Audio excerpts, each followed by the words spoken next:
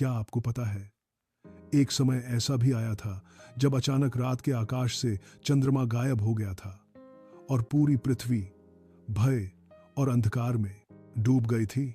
उस समय एक ऐसा युद्ध हुआ जिसने देवताओं तक को चौंका दिया। यह घटना त्रेता युग की है। पाताल लोक में एक अत्यंत शक्तिशाली असुर रहता था, चंद्रासुर। उसका शरीर काले पत्थर जैसा कठोर था और उसकी आंखें लाल आग की तरह चमकती थीं, लेकिन उसकी सबसे खतरनाक शक्ति थी मायावी अंधकार। चंद्रासुर को चंद्रमा से बहुत घृणा थी, क्योंकि चंद्रमा की रोशनी से ऋषि मुनि रात में भी तपस्या करते थे और संसार में शांति बनी रहती थी। इसलिए उसने ठान लिया, अगर चंद्रमा ही नहीं रहेगा तो संसार में डर और अंधकार ही अंधकार होगा। इस योजना को पूरा करने के लिए उसने हजारों वर्षों तक कठोर तपस्या की। वह समुद्र के बीच खड़े एक ज्वालामुखी पर्वत पर ध्यान करता रहा। न भोजन न पानी। उसकी तपस्या इतनी भयानक थी कि पृथ्वी कांपने लगी। देवता घबरा गए। आखिरकार उसकी तपस्या से प्रसन्न होकर ब्रह्मा जी प्रकट हुए। उन्होंने कहा, चंद्रासुर, तुम्हारी तपस्या से मैं प्रसन्न हूं, मांगो, क्या वरदान चाहिए। असुर की आंखों में लाल चमक आ गई। उसने कहा, मुझे ऐसी शक्ति दीजिए कि मैं चंद्रमा को अपनी माया में कैद कर सकूं। ब्रह्मा जी ने कुछ पल सोचा, लेकिन तपस्या के कारण उन्होंने उसे वरदान दे दिया। बस यहीं से विनाश की शुरुआत हुई।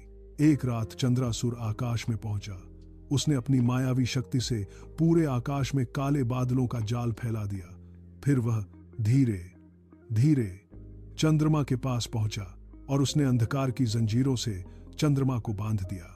जैसे ही चंद्रमा कैद हुआ, आकाश पूरी तरह काला हो गया। धरती पर गहरा अंधकार फैल गया। पक्षी रास्ता भूलने लगे। समुद्र की लहरें विचलित हो गईं। लोग डर के मारे अपने घरों में छिप गए। ऋषि मुनि समझ गए कि यह कोई साधारण घटना नहीं है। देवता तुरंत इंद्रलोक में इकट्ठा हुए। इंद्र बोले, अगर चंद्रमा वापस नहीं आया तो पृथ्वी का संतुलन बिगड़ जाएगा। तभी अचानक वहां नारद मुनि प्रकट हुए। वे मुस्कुराते हुए बोले, इस संकट का समाधान है, लेकिन उसके लिए हमें उस वीर को बुलाना होगा जो असंभव को संभव बना सकता है। देवताओं ने पूछा, कौन? नारद मुनि ने उत्तर दिया, पवन पुत्र हनुमान। देवता तुरंत हनुमान जी को खोजने निकल पड़े। उस समय हनुमान जी एक विशाल पर्वत के ऊपर बैठकर राम नाम का जाप कर रहे थे। देवताओं ने उन्हें प्रणाम किया और सारी घटना बताई। हनुमान जी की आंखों में क्रोध चमक उठा। उन्होंने कहा, जब तक हनुमान जीवित है, कोई भी संसार को अंधकार में नहीं डुबो सकता। दोस्तों, अगर आपको भी हनुमान जी की शक्ति पर विश्वास है तो वीडियो को लाइक करें, चैनल को सब्सक्राइब करें और कमेंट में जय श्री राम जरूर लिखें। अब हनुमान जी आकाश की ओर उड़े। उनकी छलांग इतनी शक्तिशाली थी कि पर्वत हिलने लगे, समुद्र की लहरें उछलने लगे। कुछ ही पलों में हनुमान जी अंतरिक्ष में पहुंच गए। वहां उन्होंने एक भयानक दृश्य देखा। एक विशाल दानव जिसके पीछे जंजीरों में बंधा हुआ चंद्रमा चमक रहा था। वह था चंद्रासुर। वह जोर से हंसने लगा।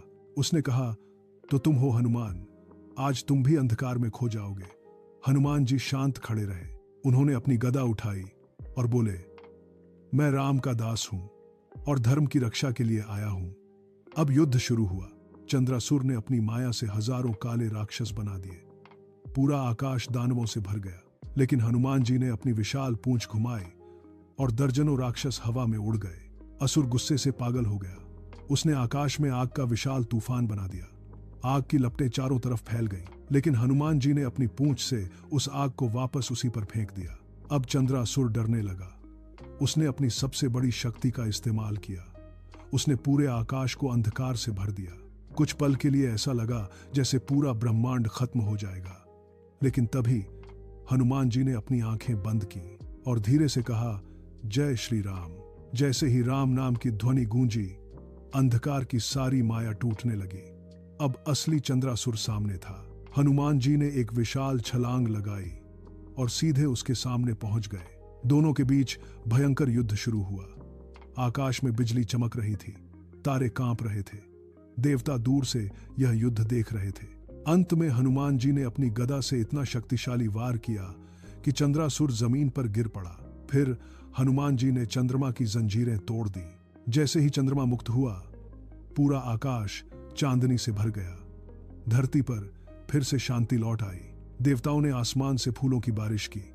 इंद्र बोले, जय पवन पुत्र हनुमान। हनुमान जी मुस्कुराए और बोले, यह सब प्रभु श्री राम की कृपा है। और कहते हैं, जब भी संसार अंधकार में डूबने लगता है, तब हनुमान जी किसी न किसी रूप में आकर प्रकाश वापस ले आते हैं।